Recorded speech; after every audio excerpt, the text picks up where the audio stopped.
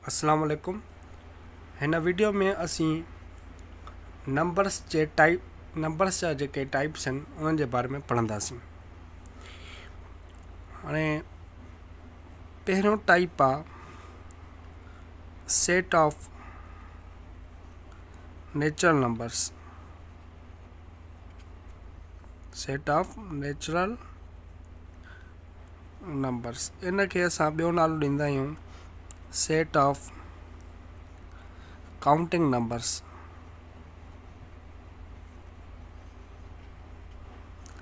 हाणे इहे कहिड़ा अंग हूंदा आहिनि, इन में कहिड़ा अंग हूंदा आहिनि, इहो set of natural number N सां ज़ाहिर कंदा आहियूं। हिन में 1 2 3 4 5 ऐं इन्फिनाइट हूंदा आहिनि। ठीकु आहे। ऐं नंढे में नंढो नंबर हूंदो आहे 1 ऐं ग्रेटेस्ट नंबर जेको हूंदो आहे उनखे असां डिफाइन नथा करे सघूं। ठीकु आहे। हाणे इनखे असां एन सां लिखंदा आहियूं। ॿियो आहे set of whole number. Set of whole numbers. Set of whole numbers के असां W सां रिप्रेजेंट कंदा आहियूं। इन में 0 1 2 3 4 वेन इन्फिनाइट। हाणे हिन में जेको आहे सो नंढे में नंढो अंग हूंदो आहे 0।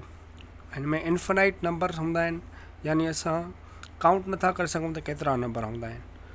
ठीकु। इन खे असीं W सां रिप्रेजेंट कंदासीं ऐं हीअ सभु सॼा हूंदा आहिनि, यानी पॉइंट में न हूंदा आहिनि। अचूं था पॉइंट में या फ्रैक्शन में न हूंदा। Set of prime numbers. Set of prime numbers कहिड़ा हूंदा आहिनि, इन्हनि खे असां लिखंदा आहियूं P सां। इन में उहे नंबर हूंदा आहिनि जंहिं ते सिर्फ़ु ऐं सिर्फ़ु पंहिंजी टेबल लॻंदी आहे ऐं हिक जी लॻंदी आहे टेबल। 2 आहे, 2 खे कहिड़ा अंग वंडींदा 1 ऐं 2। 3 खे कहिड़ो अंग वंडींदो 1 ऐं 3।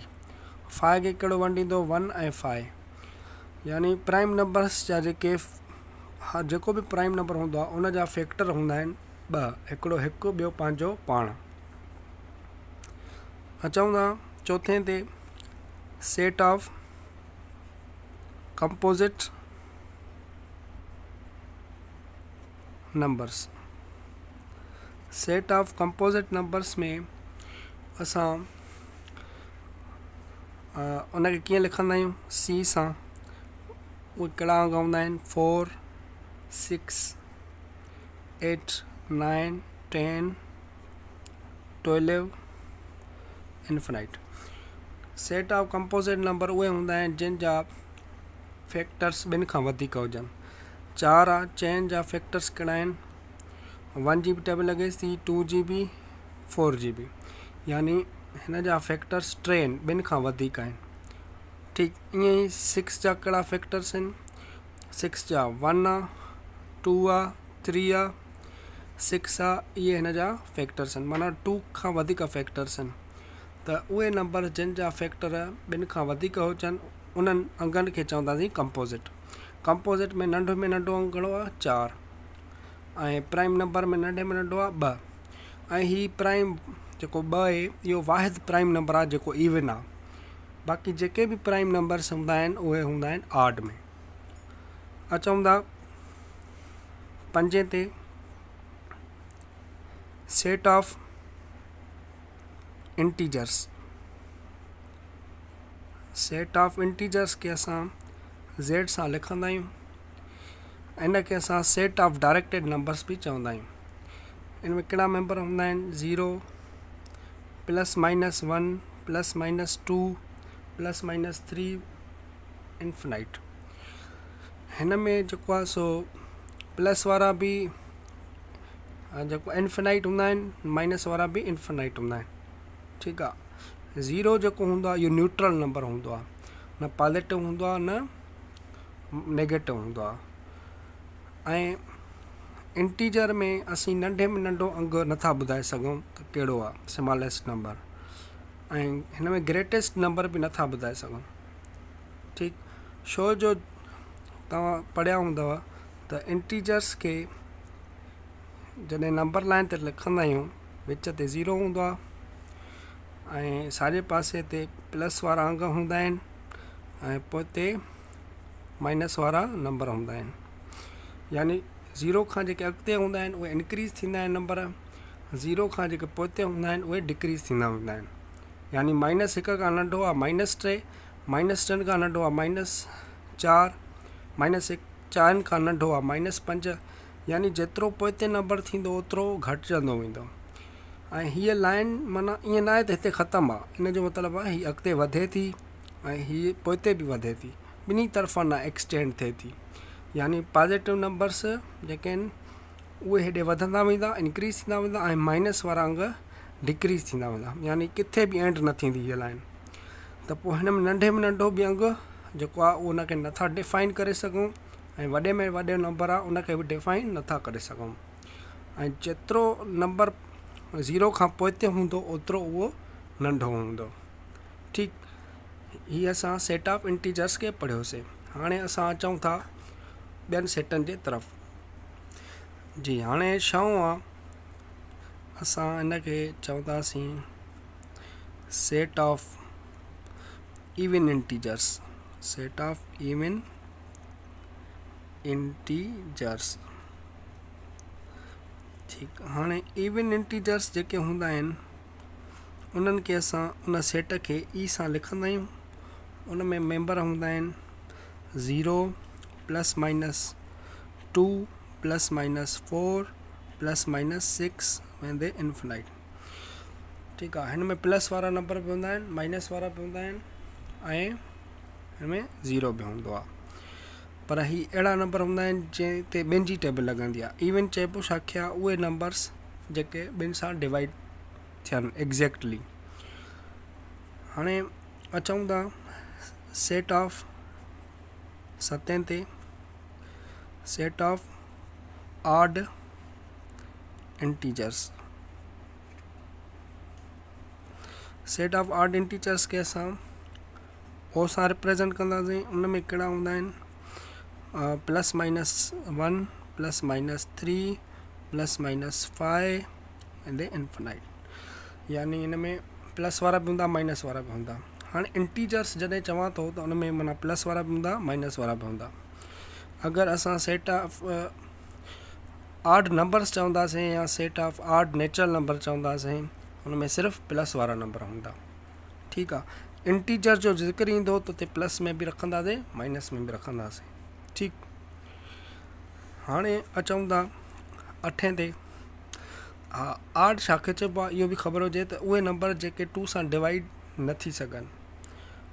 ठीकु, हाणे 8 ते अचूं था त अगरि हिन खे असां ईअं चई सघूं था, मिसाल set of negative integers. Set of negative integers, त हिनखे कीअं रिप्रेजेंट कंदासीं, Z लिखी मथां माइनस जी निशानी ईंदासीं। ठीकु आहे, इन में सिर्फ़ु नेगेटिव नंबर रखंदासीं, -1 -2 -3 अप टू इंफिनिटी। ठीकु, अगरि चवां सेट ऑफ पॉजिटिव इंटीजर्स, त पोइ उन में Z खे मथां छॾींदासीं प्लस। हिन में मेंबर रखंदासीं 1 2 3 4 वेंदे इन्फिनाइट। ठीकु, माना हे पॉजिटिव नंबर रखंदासीं। हाणे तव्हां हिन में नोट कयो हूंदो त नेगेटिव इंटीजर में असां 0 न ॾिनो आहे ऐं पॉजिटिव इंटीजर्स में बि 0 न ॾिनो आहे। यानी 0 अहिड़ो नंबर आहे जेको न पॉजिटिव हूंदो आहे न नेगेटिव हूंदो आहे। ठीकु, हाणे 10 ते अचूं था set of rational numbers. Set of rational numbers, इन खे असां Q सां रिप्रेजेंट कंदा आहियूं ऐं इन खे असां set of rational number, irrational, real या कॉम्प्लेक्स, इन्हनि खे असां टेबुलर फॉर्म में न लिखी सघंदा आहियूं। इन्हनि खे असां लिखंदा आहियूं सेट बिल्डर नोटेशन में। हाणे X such that x is equal to P by Q where P Q are integers and Q is not equal to 0। ठीकु आहे, त ही उहे अंग हूंदा आहिनि जिन खे असां अणपूरक में लिखी सघूं। उहे नंबर्स जेके फ्रैक्शन में लिखी सघूं उन्हनि खे असां चवंदा आहियूं रेशनल नंबर्स। ठीकु आहे, ऐं रेशनल जेको हूंदो आहे उनखे क्यू प्राइम सां लिखंदा आहियूं।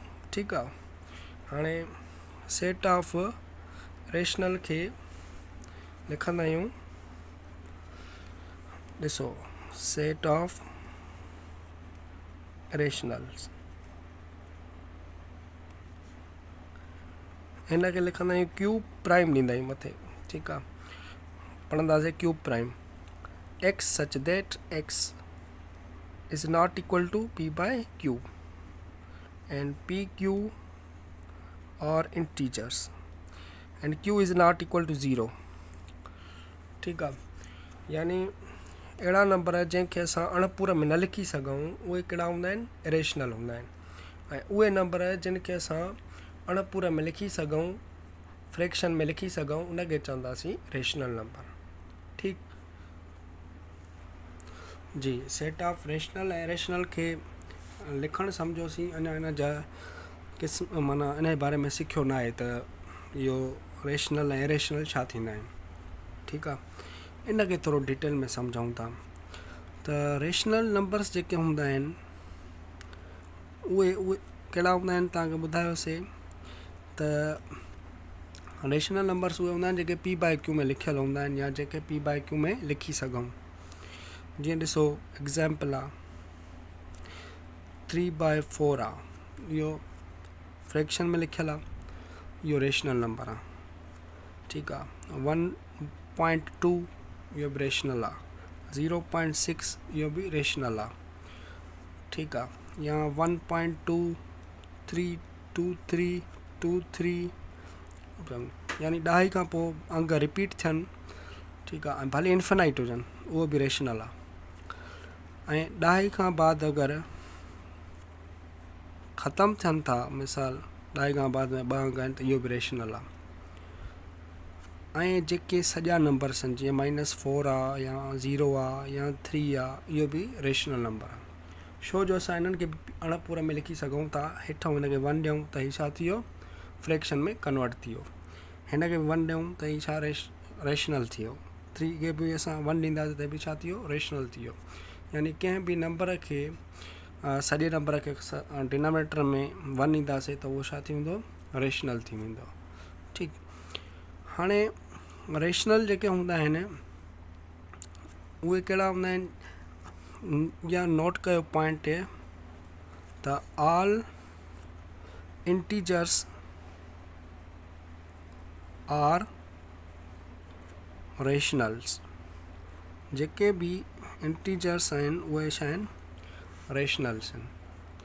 सही आहे, पर सभु जेके पर रेशनल्स खे असां इंटीजर्स नथा चई सघूं, but converse is not true.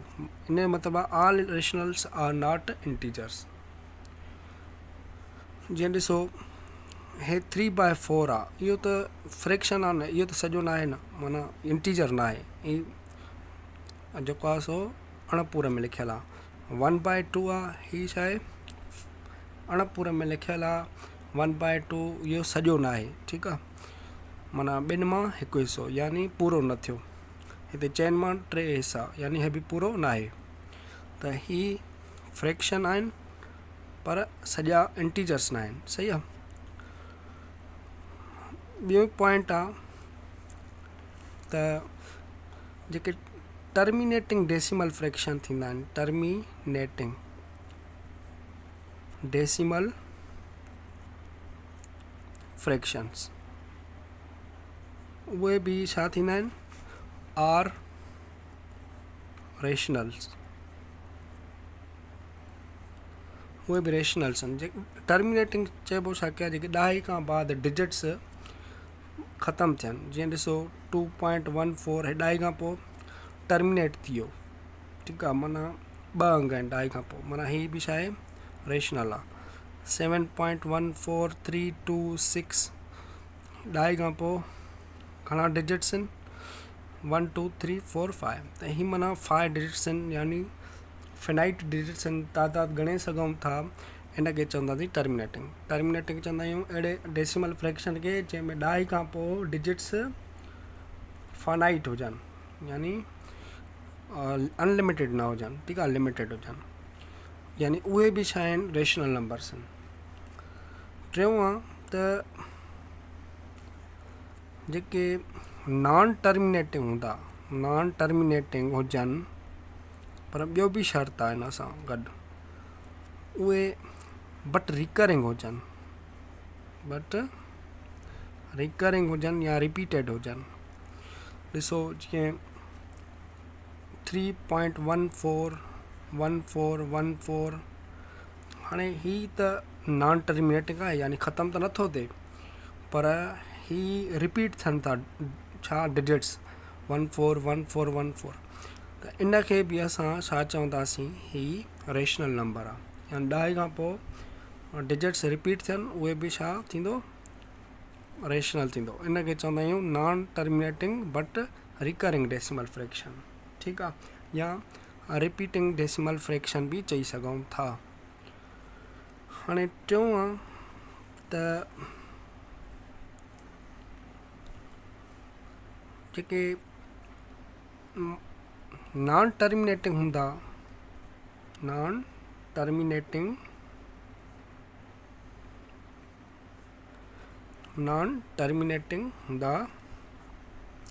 And non recurring हूंदा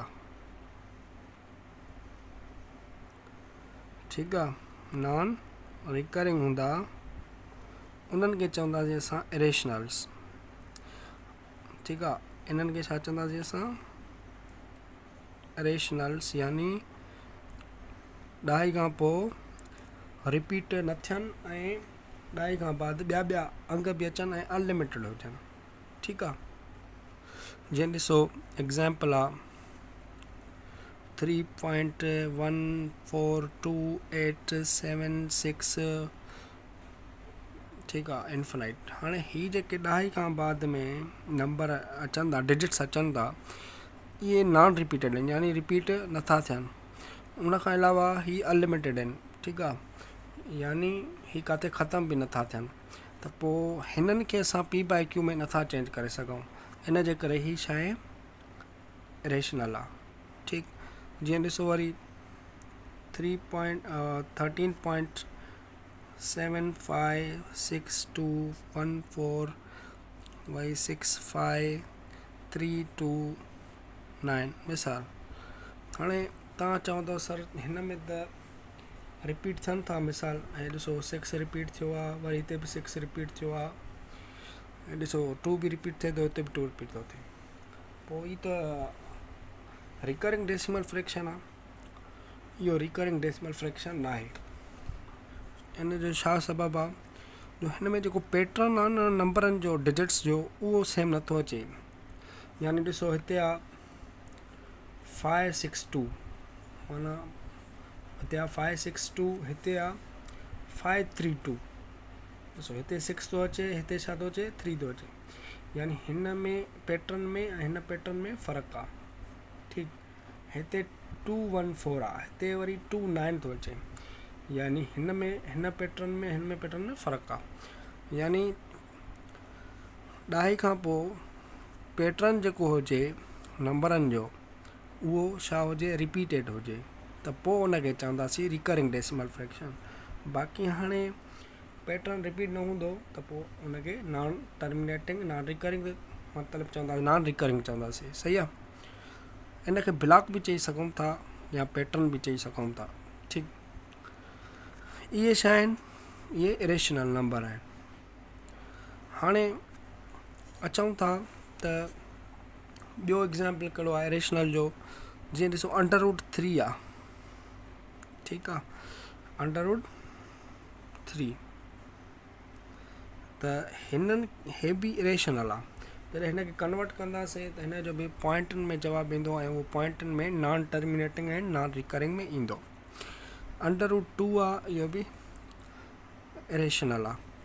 अंडर रूट 16 भला इरेशनल आहे न, छो जो हिन खे जॾहिं सॉल्व कंदासीं त हिन जो जवाबु छा आयो 4। हाणे 4 छा आहे, इहो सॼो आहे, सॼे में 4 आयो त हिन हेठां 1 ॾियूं त हीउ छा थी वियो p/q में अची वियो, यानी फ्रैक्शन में अची वियो। त पोइ असां हिन खे चई सघूं था त हीउ जेको नंबर आहे इहो रेशनल आहे, छो जो हिन जो आंसर जेको आहे जॾहिं अंडर रूट हिन जी सॉल्व कयूं था त हिन जो जवाबु सॼे में अचे थो। ठीकु आहे, या मिसाल 16/100 हिते आहे रेडिकल।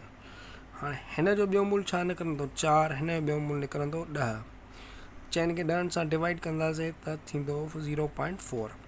त हीउ जेको नंबर आहे हीउ फ्रैक्शन में आहे ऑलरेडी। ठीकु आहे, त हिन जो मथियों जेको नंबर आहे उहो बि इंटीजर आहे, हेठियों नंबर बि इंटीजर आहे, त इहो छा थींदो, इहो थींदो असांजो रेशनल। ठीकु आहे, मिसाल अंडर रूट 3/2 आहे, त हीअ त माना इंटीजर आहे। ठीकु आहे, पर छा हीअ इंटीजर आहे, हीअ इंटीजर न आहे, मथियों अंडर रूट 3 इंटीजर न आहे, त हिन खे असां छा चवंदासीं, जेको अंडर रूट 3/2 इहो इरेशनल आहे।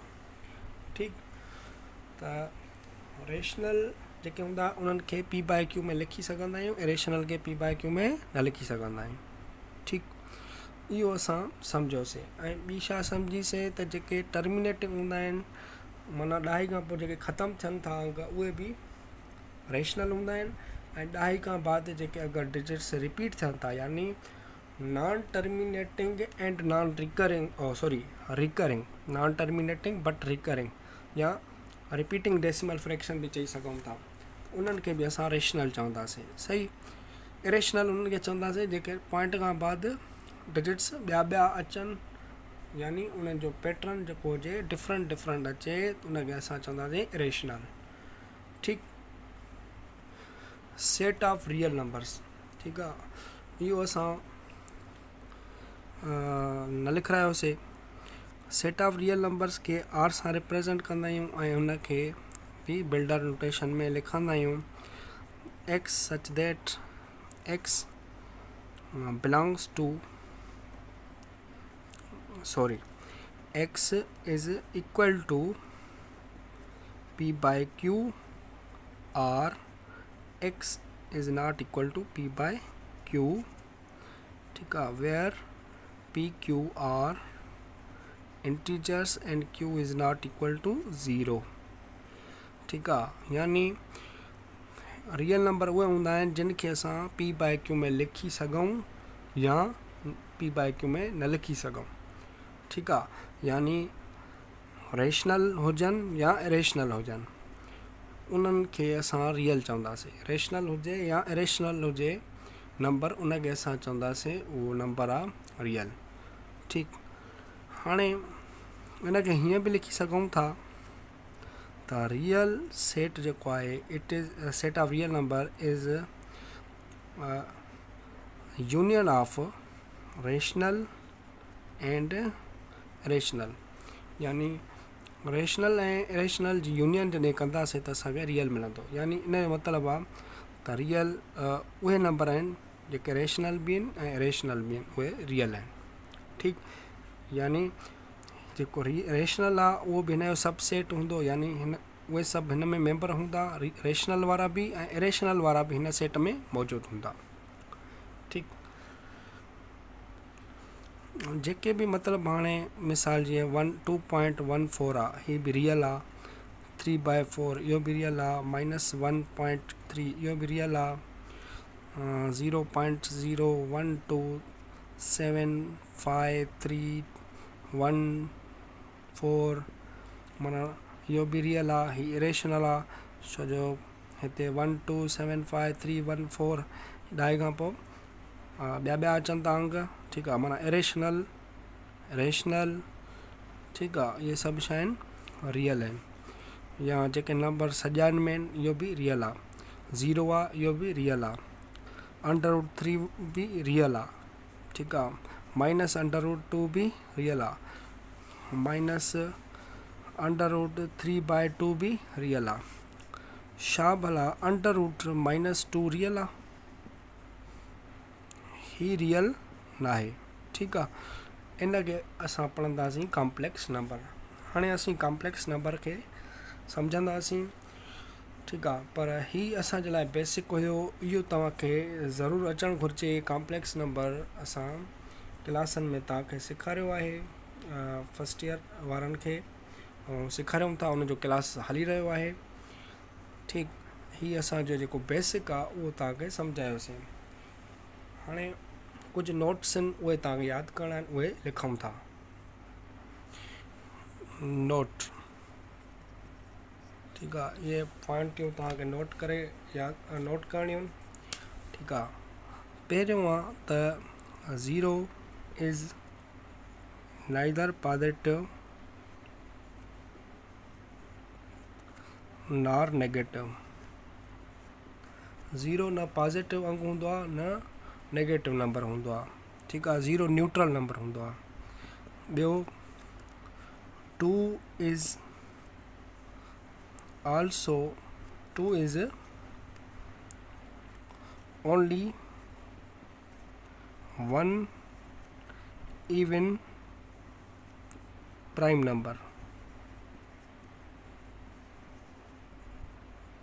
ॿ जेको आहे इहो वाहिद आहे जेको इवन नाहे ऐं प्राइम नंबर आहे। ठीकु आहे, ॿियो को बि अहिड़ो इवन नंबर नाहे जेको प्राइम हुजे।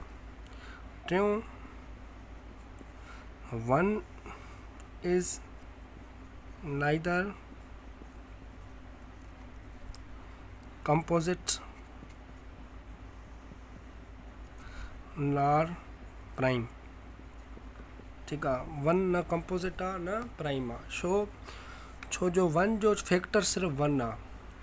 असां पढ़ियो आहे त प्राइम नंबर खे सिर्फ़ु 2 फैक्टर हूंदा आहिनि ऐं कंपोजिट खे 2 खां वधीक हूंदा आहिनि। त पोइ ही जेको 1 आहे न प्राइम जी डेफिनेशन खे सेटिस्फाई करे थो, न कंपोजिट नंबरनि जी डेफिनेशन खे सेटिस्फाई करे थो। चौथी पॉइंट आहे, यादि रखिणो आहे त बेसिक आहे all negative integers less than 0। जेके बि माइनस वारा नंबर आहिनि उहे 0 खां घटि आहिनि। पंजों आहे त all positive integers are greater than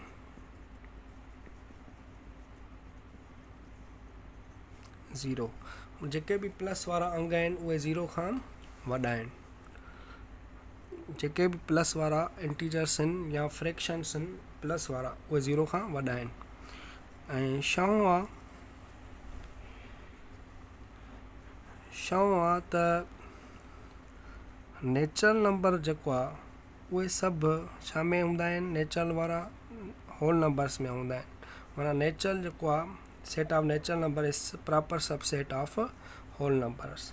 set of whole numbers, वही होल नंबर्स जेको आहे उहो प्रॉपर सबसेट आहे छाजे? इंटीजर्स जे। इंटीजर्स प्रॉपर सबसेट छाजे आहे? रेशनल जे। ठीकु आहे, ऐं रेशनल वरी छाजे प्रॉपर सबसेट आहे? रियल जे। ठीकु आहे, वरी इरेशनल जेके हूंदा आहिनि उहो वरी छाजो आहे? उहो बि रियल जो सबसेट आहे। यानी जेके बि नेचुरल आहिनि उहे, जेके बि नेचुरल नंबर्स आहिनि उहे सभु होल में आहिनि, ऐं होल जा सभु इंटीजर्स में आहिनि। इंटीजर जा सभु रेशनल में आहिनि, रेशनल सभु रियल में आहिनि, ऐं इरेशनल जा जेके बि अंग आहिनि, नंबर आहिनि, उहे रियल में आहिनि।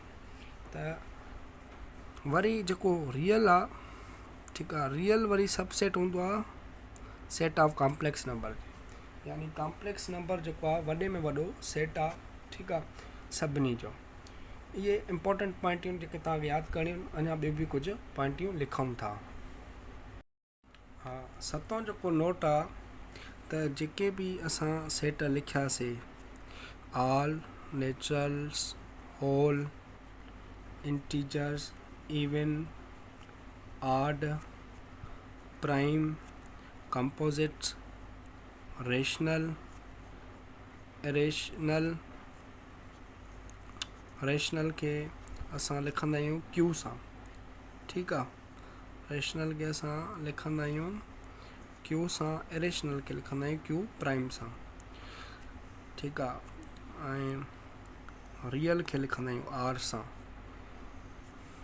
कंपोजिट के असां सी सां, सॉरी कॉम्प्लेक्स के असां सी सां लिखंदा आहियूं, हिन खे असां हीअं करे लिखंदा आहियूं, ठीकु आहे। जीअं सी कंपोजिट में कॉम्प्लेक्स में फ़र्क़ु लॻे, ठीकु।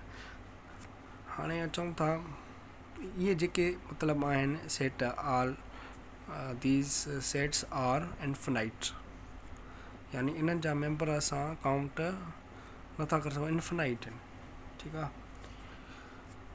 8 जेका पॉइंट आहे उहा आहे त if a is greater than b, a ऐं बी रियल नंबर आहिनि, ठीकु आहे, then minus a will be less than to minus b. यानी अगरि ए बी खां वॾो आहे ऐं माइनस में अगरि ॿिन्ही खे माइनस ॾींदासीं त पोइ छा थींदो, ए वारो जेको पासो आहे, ए वारो जेको नंबर आहे उहो नंढो थींदो बी वारे खां। हिन जो एग्ज़ाम्पल ॾिसो, मिसाल 3 आहे, इहो छा आहे 2 खां वॾो आहे, पर अगरि इनखे -3 लिखंदासीं, हिन खे -2 लिखंदासीं त हाणे कहिड़ो नंढो थी वेंदो, हाणे -3 नंढो थी वेंदो, -2 वॾो थी वेंदो, ठीकु आहे। त छो जो हे घणो पहुते आहे 0 खां, ऐं हे 0 जे थोरो वेझे आहे, त हीउ नंढो थींदो, हे वॾो थींदो। अगरि मिसाल -100 आहे ऐं -2 आहे त नंढो कहिड़ो थींदो ते नंबर -100। त असां हिन मां इहो ख़बर पई त जेतिरो अंग वॾो डिजिट हूंदो नेगेटिव में, उहो ओतिरो नंढो हूंदो, -100 -1 खां नंढो आहे, ठीकु आहे। अगरि -1000 आहे, हिते -5 आहिनि, त हाणे जेको आहे सो हिते -1000 आहे, हिते -5 आहे, त हिननि मां हाणे कहिड़ो नंढो आहे, हीउ नंढो थींदो ऐं हीउ वॾो थींदो, ठीकु आहे। माइनस में जेतिरो डिजिट वॾो ओतिरो हू स्मॉलर थींदो, यानी 0 खां ओतिरो हू पोइते थींदो, ठीकु आहे। ऐं तव्हांखे ख़बर हूंदी त हीअ जेका चोंब हूंदी आहे इहा स्मॉलर ॾे वेंदी आहे, नंढे ॾे वेंदी आहे, ऐं हीअ ग्रेटर ॾे वेंदी आहे, ठीकु आहे। मिसाल 3 आहे हिते, 2 हिते आहिनि, त नंढो कहिड़ो नंबर आहे, मिसाल 3 हिते आहिनि ऐं 2 हिते आहिनि, त नंढो 2 आहे त असां वर्टेक्स हिन ॾे कंदासीं, सही आहे। हीअ असांजो बेसिक हुयो जेको तमामु अहम हुयो, इन खे तव्हां नोट कयो ऐं इहे शयूं सम्झो, पोइ तव्हां कॉम्प्लेक्स नंबर खे सही सम्झी सघो था, ठीकु आहे।